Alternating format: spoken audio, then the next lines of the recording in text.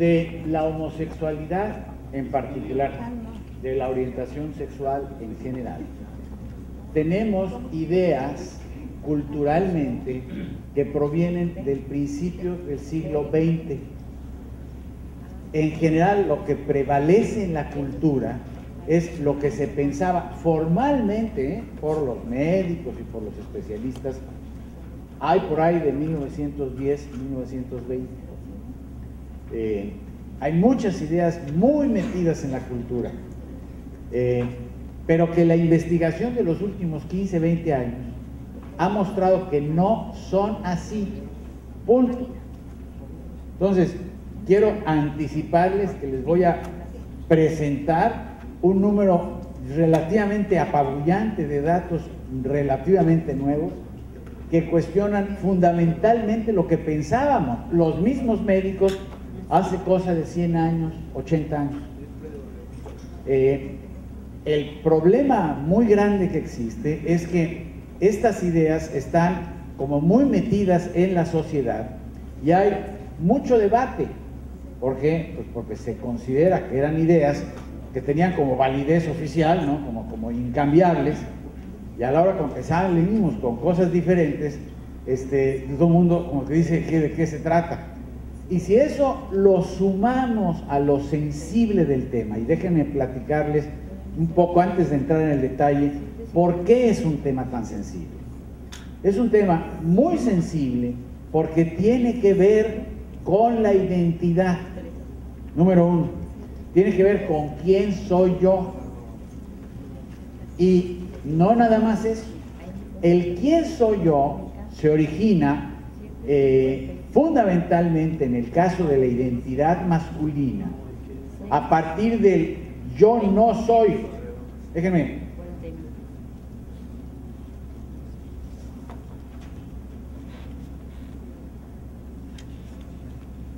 El yo no soy es una cosa que a todos los hombres nos pasa muchísimo. Y no debería ser así, pero así es. El niño nace, fíjense en esto, el niño nace y tiene juntito a su mamá y todo el sentido del ser empieza a partir del yo no soy esa. ¿Sí me explico? En cambio la mujer no es así. La mujer es yo soy como esa. ¿Sí me explico? Una cosa así muy muy simple, bueno, ni tan simple, de desarrollo del sentido de unidad. Entonces, aquí hay un problema muy complicado porque la conformación del ser hombre está en función de yo no soy mujer. ¿Sí me siguen?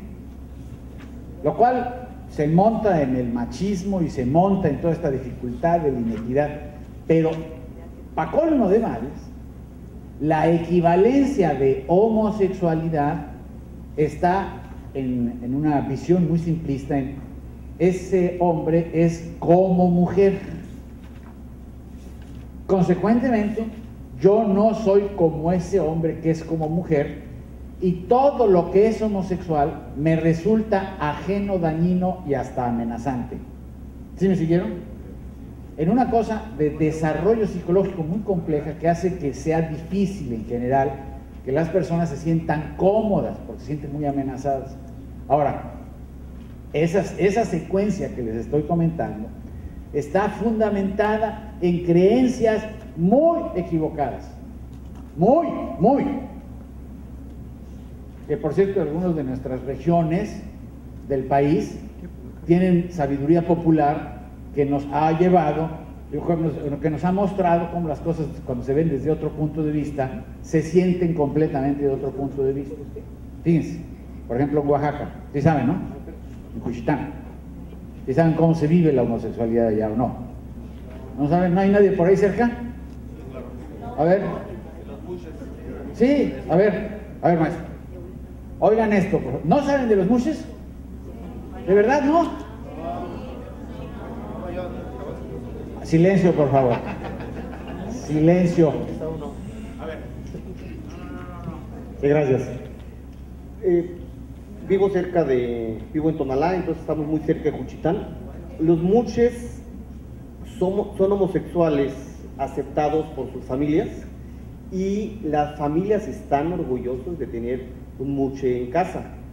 Entonces es gente que la misma comunidad tiene su fiesta anual en mayo, nombran a su mayordomo y hacen una fiesta grande donde todo el pueblo asiste.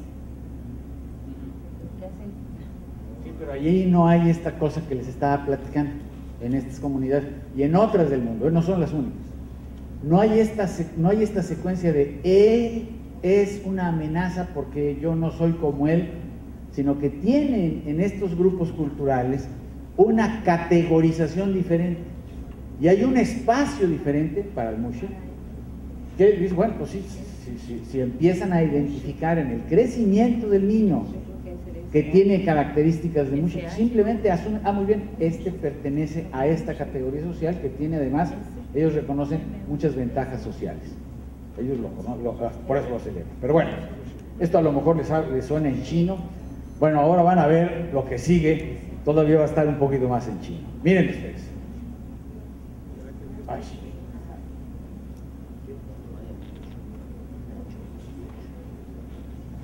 La presentación que traigo está muy cargada a la biología, no porque crea yo que eso es lo único en la vida, sino porque lo que estamos presentando aquí es lo que ha pasado en los últimos 20 años. Y en los últimos 20 años lo que ha cambiado en la investigación sexológica es casi todo en biología, excepto uno o dos estudios que también les voy a mostrar que tienen una metodología sociológica y psicológica. No es una idea nueva de que hay una participación biológica. Desde principios del siglo XX había este investigador que se llama Magnus Hirschfeld, que solamente para los que están muy interesados, es uno de los padres de la sexología alemán. Por cierto, esto es nada más como dato cultural, estaban en Alemania todo un movimiento sexológico, pero con la guerra con Hitler, agarraron, los corrieron a todos, quemaron los libros y destruyeron el instituto. Fíjense cómo se relacionan las cosas del conocimiento con la política. Eso pasó en los años 40. Se perdió mucho de este conocimiento y luego, más tarde, en el siglo XX, básicamente, con las creencias que estuvimos como convencidos, es que la homosexualidad tiene un origen psicológico. Básicamente la creencia es una falla de identificación, eso es lo que se creía. Y entonces el niño, en lugar de hacerse como papá, se hace como mamá, porque quién sabe qué pasa con el papá, no está, o está muy horrible, o no lo quiere, o cualquier cosa, y entonces el niño se hace más bien como mamá, y entonces ya se vuelve como mujer, y ya, pues entonces se vuelve homosexual, porque a las mujeres les gustan los hombres, ¿no? Eso es en síntesis el pensamiento psicodinámico, psicoanalítico. Bueno, y para colmo de males, a lo que uno oye historias de las personas homosexuales, pues ocurre que le cuentan a uno, pues sí, mi papá no me quería, mi papá no estaba, y la mamá va y lo apapacha mucho porque lo quiere mucho, porque es su mamita, y parece ser que efectivamente la historia se corrobora. ¿Sí me siguen o no? ¿Sí? Ahora, fíjense. En las décadas de 80 y 90 coincide una cosa que todos hemos visto, un aumento en la tolerancia a las personas con orientación homosexual. Este es un cambio sociológico, no hay ningún complot ahí, es simplemente un resultado, en mi interpretación, de la complejización de la sociedad, del aumento impresionante de la disponibilidad de información y de la flexibilización social. Todos esos procesos son básicamente globales. A nosotros nos ha pasado muchísimo, pasa no en todo el mundo, pero en mucha parte del mundo. Es curioso que este proceso de tolerancia a la homosexualidad no sucede en las sociedades totalitarias que están cerradas a la información, ¿sí? Ahí se detiene ese proceso. Así es que no creo que sea una labor de convencimiento de nadie, simplemente un resultado del proceso social. Y la cosa nueva es que hay una serie de datos que les voy a presentar que refuerzan que la parte biológica es mucho más importante de lo que se pensaba con esta historia del psicoanálisis. Pero miren, hubo un investigador, un grupo de investigadores que se pusieron a probar, a buscar qué tanto las teorías psicológicas de veras tenían sustento. ¿Qué nos dicen? Ya dije, la homosexualidad como resultado de trauma infantil, como resultado del aprendizaje y como resultado de la identificación de figuras parentales. Déjenme hablarles un poquito de estos dos otros conceptos.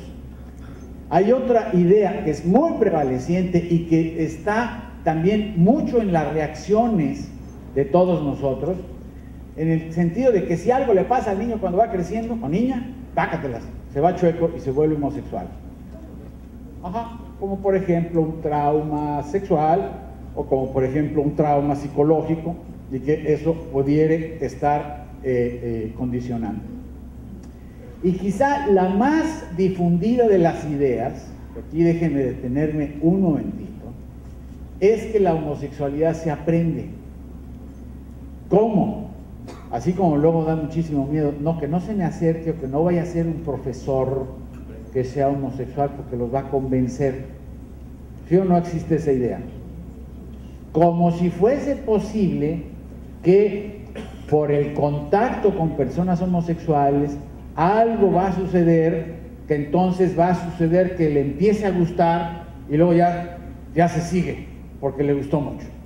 ¿Sí me siguen? Esas ideas andan dando lata ahí y fundamentan muchísimo de los temores y muchísimo de las reacciones y hasta de la violencia que caracteriza ese tema. Entonces, hubo un grupo, ahí está medio fea la foto, de este libro. Ese es el grupo de los cabezas de la investigación, Bell, Weinberg y Hammersmith. Ellos trabajaron porque ya no trabajan ahí, ya tienen, este estudio salió en 1983, o sea, ya tiene un ratito, y trabajaron en el Instituto Kinsey. Han oído hablar del doctor Alfred Kinsey, probablemente les tocó ver alguna vez la película, hace como 3 o 4 años que salió una película interesante de cómo surgió este Instituto de Investigación Sexual en Estados Unidos.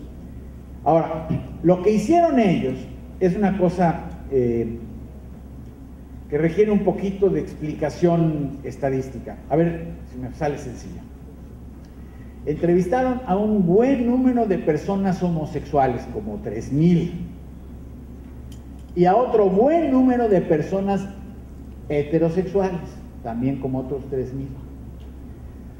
¿Qué les entrevistaron? Les entrevistaron así en detalle de todo su desarrollo sexual, cómo fue su entrada a la vida sexual, de qué se recordaban cuando estaban chiquitos, cuando estaban más grandes, cuando estaban adolescentes, tratando de reunir información que pudiera detectar, bueno, en qué son diferentes las personas homosexuales de las personas heterosexuales.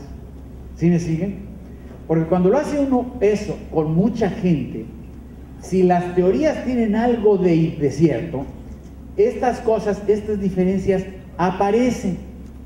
Entonces, si tiene algo de cierto que la homosexualidad tiene que ver con trauma infantil, pues entonces en las historias van a aparecer los traumas infantiles en las personas que son homosexuales, o no, si es que la teoría no está caminando. ¿Sí me siguen o no me siguen? ¿No? Entonces, eso se hizo, y luego, después de eso, se presentó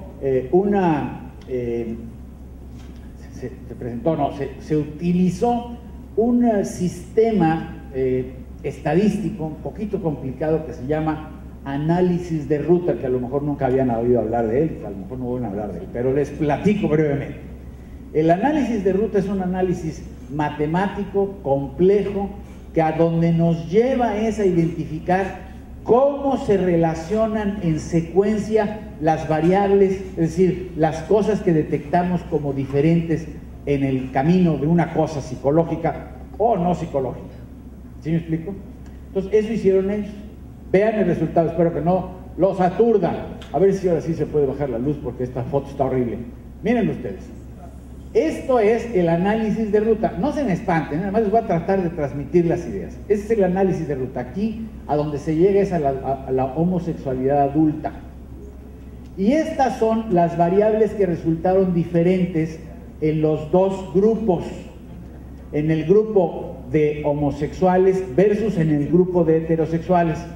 ¿Sí me siguen? O sea, los grupos homosexuales versus heterosexuales fueron diferentes, que los voy a, además porque está en inglés, perdonen ustedes, pero es que esto no lo habíamos... Entonces, obviamente en la orientación, luego para atrás, en que empezaron las actividades homosexuales en la adolescencia, también su primer acto sexual fue en condiciones homosexuales, ahí dice, luego se empezaron a sentir sexualmente diferentes en la adolescencia, se sintieron diferente por razones de género, acá en estas tres cosas que ocurren en la adolescencia. Miren, aquí están las ocurrencias de la adolescencia, aquí están las ocurrencias de la infancia, y en la infancia la variable que tuvo más conexiones es una cosa que se llama la no conformidad con la identidad de género de la infancia.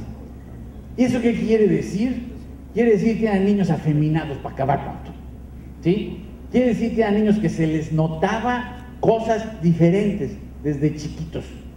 ¿Todos? No, no todos, pero sí muchos, tanto como para hacer la diferencia significativa, ¿no? Y luego miren más para atrás, la cercanía a la mamá y la relación negativa con el papá, efectivamente. Pero, fíjense en un detalle, esto está un poquito enredoso, pero voy a tratar de sintetizarlo.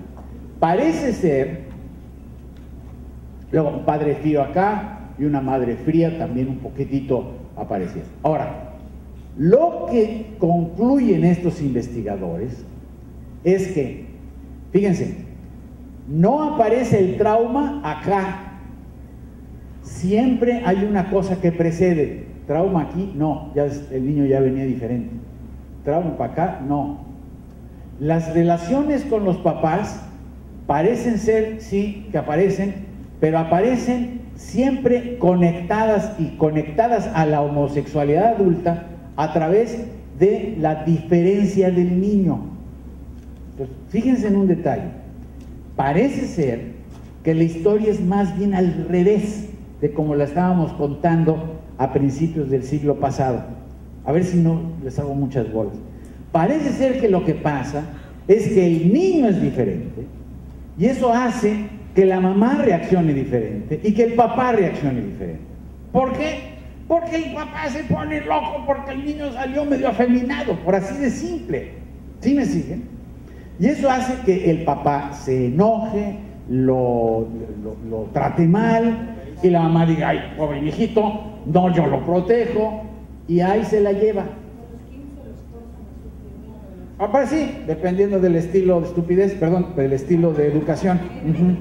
Exactamente, ¿no? Y entonces ya por acá todo el mundo anda así, efectivamente. Pero miren, cuando el chavo llega a la adolescencia, ya trae una historia atrás de sentirse diferente, de saberse diferente, y muchos ya tuvieron juegos, no todos, fíjense, esta es otra idea errónea, dice, actividades genitales con chavos del mismo sexo, ajá, pero no todos, algunos otros son que se excitan con chavos del mismo sexo, chiquitos, 8 o 9 años, aquí están más o menos, pero ni todos, fíjense. Entonces, la conclusión de este estudio, y esto es hace mucho, ya tiene 83 que se publicó, es, bueno, todas esas son diferencias que son las que oímos en la clínica. Cuando alguien se dedica a la clínica como un servidor y tiene una persona que se queja de que le ha ido muy mal en la vida y que es gay y que no sé qué, oye uno esa historia mucho, sí, cierto. Pero lo que parece suceder es que este es el resultado de la diferencia, no la causa. ¿Sí me siguen? Lo que parece suceder es que son niños diferentes, por razones que en este estudio pues no se pueden saber porque fue un estudio de preguntas y de investigación así nada más documentada con entrevistas, pero que los autores concluyen, esto está muy raro, porque el poder predictor de estas cosas es muy alto, y en sociología y en psicología, cuando hay mucha predicción, más bien se explica esto porque hay una cosa, es como algo que aparece, y ese es el camino de la aparición. Válgame el cielo, esto me salió muy complicado. Es algo así como, es que ya trae algo y entonces todo lo demás va siendo más bien consecuencia. Y la conclusión de este estudio es la probabilidad de que exista un factor biológico es muy alta, aunque aquí no lo podemos saber. ¿Por qué? Por esta metodología. Bueno, ahora voy. Estas son las mujeres, en donde es básicamente lo mismo, ya no me voy a dedicar a ocupar tanto. También es la sensación de diferencia muy chiquitos, problemas de identificación con la mamá, y nuevamente parece ser que es la primer, ¿cómo se llama? Que esto es más bien la manifestación. Ahora, esto fue en 1983. De entonces para acá ha habido realmente apabullante cantidad de estudios. Voy a tratar de sintetizárselos a todos, pero para que tengan la sensación, no quiero que se los aprendan, pero que sí tengan la sensación de qué es lo que está pasando con esto. Este es un estudio de genes, y los genes se estudian de varias maneras. La más simple de todas es cuando se trata de identificar la frecuencia con la cual ocurre un fenómeno, y entonces eso da una idea de si tiene o no carga genética. Miren, estos son hombres y estos son mujeres, y este es el porcentaje de probabilidad de ser homosexual si se tiene un hermano homosexual.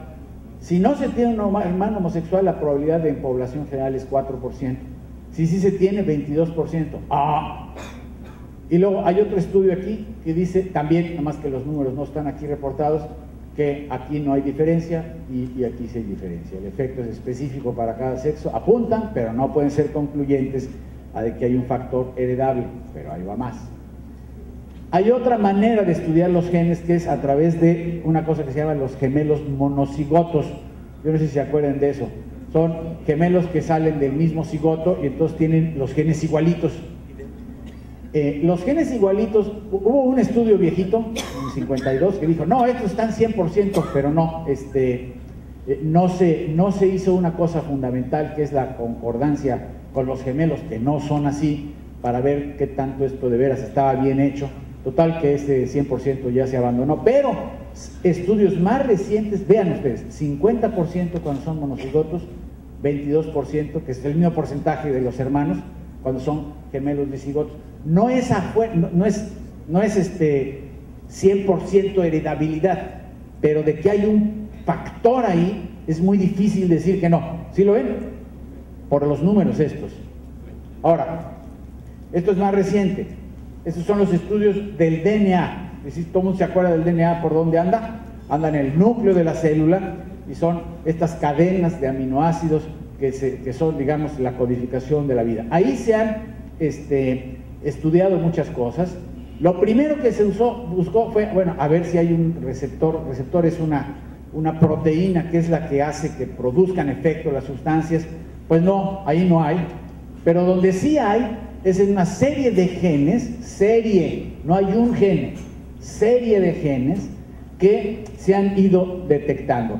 Uno es un grupo de genes que está en el cromosoma 28, y eso hace que haya una heredabilidad a través de la mamá.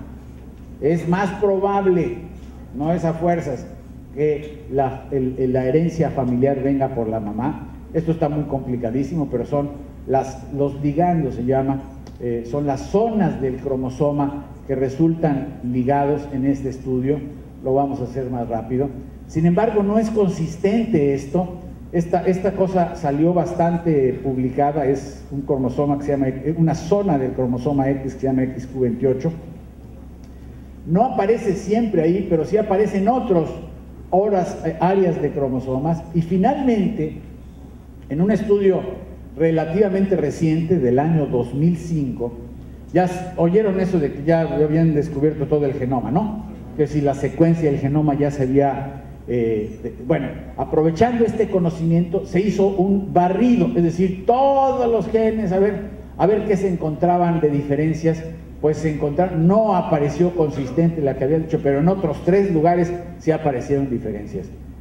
¿Qué quiere decir todo esto? Pues primero, que no está sencillo. Segundo, que no se puede decir que no. ¿Sí me explico? ¿Que no qué? ¿Que no hay una relación genética? Sí, pero no se puede decir que no, pero tampoco que sí, porque tampoco es 100%. ¿Sí me siguen? Lo que parece ser que hay es un factor ahí, un factor genético que aparece en algunas personas. Y la otra cosa que también sucede es que no todos. No todas las personas homosexuales tienen estas diferencias. Entonces la cosa está medio complejo, ¿no? Lo que sí ya sabemos que no tiene que ver son las hormonas, eso sí no.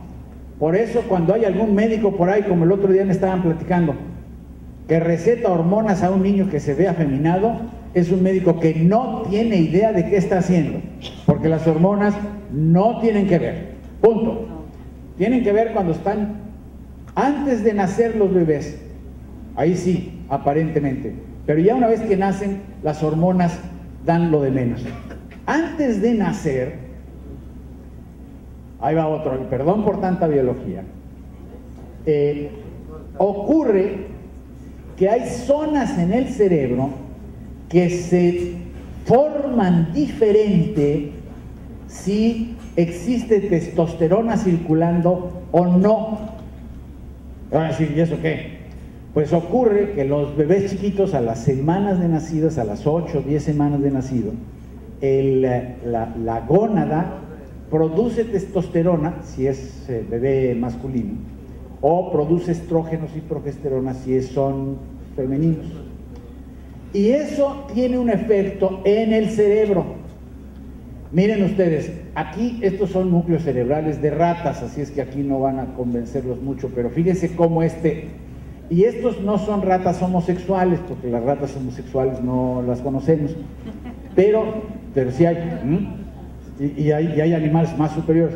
Pero aquí lo que se hizo fue manipular con las hormonas y demostrar que sí se puede cambiar la estructura de esos centros cerebrales en función de qué hormonas son las que están circulando cuando el feto está en desarrollo.